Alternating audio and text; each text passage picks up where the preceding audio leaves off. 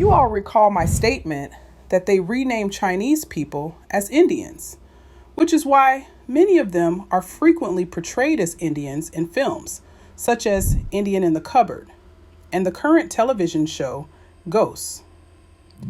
However, this is when things become murky and unkind. They frequently choose real Indians to be their co-stars when casting a Chinese actor to play an Indian.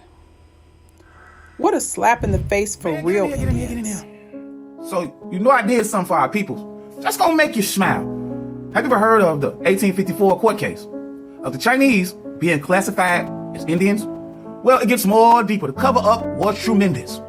You're about to find out the real players and how Washington, D.C.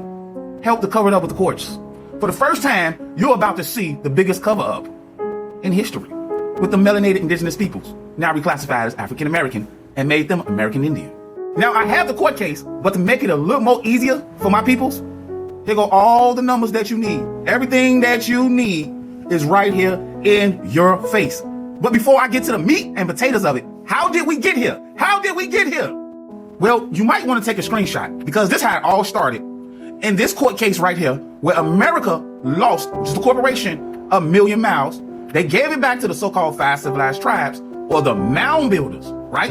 Or the mound builders. So they had to come up with a plan to take America back sneaky, underhandedly. But you can take a screenshot. And they did something very sneaky. This page too. They did something very sneaky. They actually put it on the Civil Rights Act of 1964, Dr. Martin Luther King. But then they put it in the Moore Treaty. What the Moorish Treaty has something to do with this? Moorish Treaty, right? Moorish Treaty.